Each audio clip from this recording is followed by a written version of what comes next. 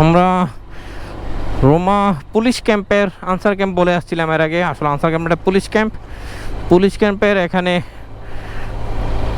Entry শেষে আমরা রওনা হলাম বগালের উদ্দেশ্যে। তবে মাঝপথে মোংলাই পাড়া একটু দাঁড়াবো, ওখানে রেস্টুরেন্ট আছে, একটু হালকা নাস্তা মাস্তা করতে পারি, অথবা দাঁড়ায় রেস্ট নেবো, বাইকটাকে রেস্ট দেবো, যেহেতু লাস্টে একটু আপহিল আছে।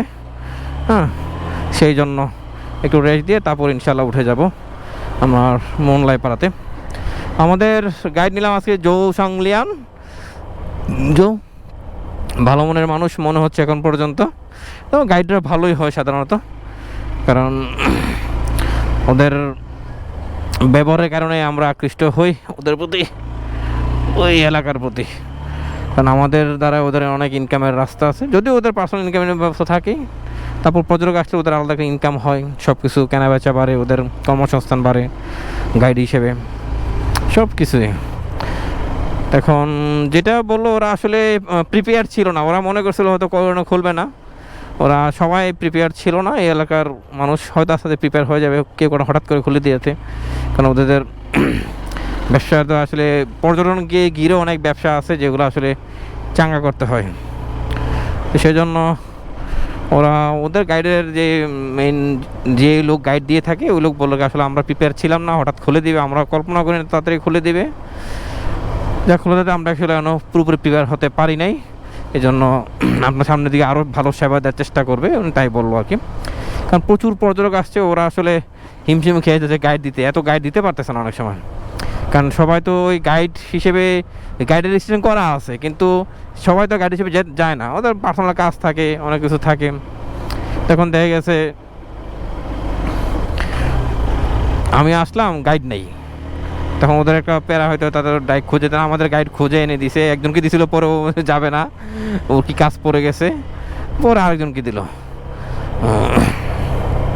এর আগে দুইবার আসি, দুই গাইড নিয়ে আসলাম। আলমগীর ভাইয়ের সাথে প্রথমবার আসছিলাম, ওনাকে ফোন দিয়েছিলাম, তো উনি আজকে কেকোটাঙ্গা আছে, অলরেডি গতকাল গিয়েছে, আজকে ফিরতে পারে না এখনও, তার মানে ওনাকে আর পাচ্ছি না।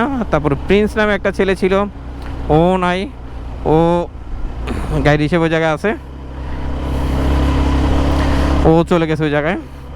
ও তারপরে একজন আজকে আমরা জৌ সাংলিয়ানকে নিলাম। আসলে গাইড অ্যাভেলেবেল, গাইড আসলে আপনি পাবেন, ওই আপনি যে গাইড ঠিক করে আসবেন ওইভাবে নিতে পারবেন, ওরকম আসলে অনেক সময় হয়ে ওঠে না।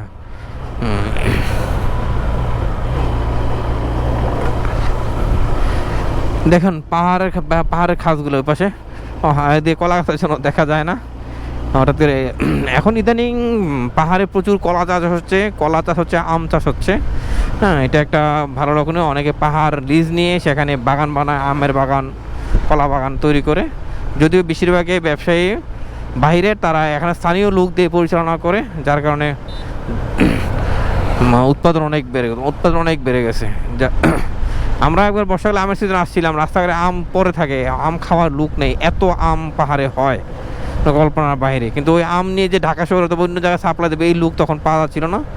তখন মনে হয় কি ঈদের পর ছিল না কি, যে এরকম একটা সময় ছিল, তো যার কারণ আর কি লোক পাওয়া যাচ্ছিল না। অনেকেই চলে আসতেছে, অনেকে যায় দিনে গিয়ে দিনে চলে আসে। আমি আসলে যেহেতু দূর থেকে আসছি, দিনে গিয়ে চলে আসে একটু রাফ হয়ে যায়, আসবো না, থাকবো। আগে থেকেই রুম বুক করা আছে, বেশিরভাগই দিনে গিয়ে দিনে চলে আসে, থাকে খুব কম। থাকলে আসলে রাতের ফিলটা নেওয়া যায়, ওই জায়গায় রাতের ফিলটা অনেক সুন্দর। আমরা মোংলাই পাড়া থেকে বেশি দূরে নেই,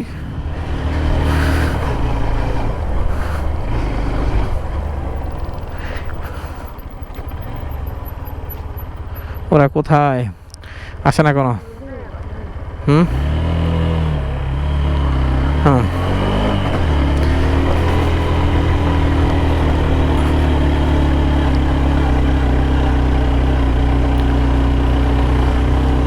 না, ওর সরি, ওর তো গাইড আছে, আমি মনে করছিলাম ওরা ভুল করে জন্য দাঁড়াইছিলাম, মনে হলো গাইড তো আছে ওদের সাথে, কারণ ডান দিকে অনেক চলে যাবে, ডান দিকেটা ওদের পাড়ার রাস্তা। আরমান অনেকদিন আগে আসে না, 23 সালে তো আরমান আসে, দেখছো, এইটা কিন্তু অনেক উঁচু ছিল, দেখছো, ভয় পাও নাকি? ভয় পাবো না, ভয় পাও না, গাড়ি উঠতেছে, তোমার আমার কোনো কিছু আছে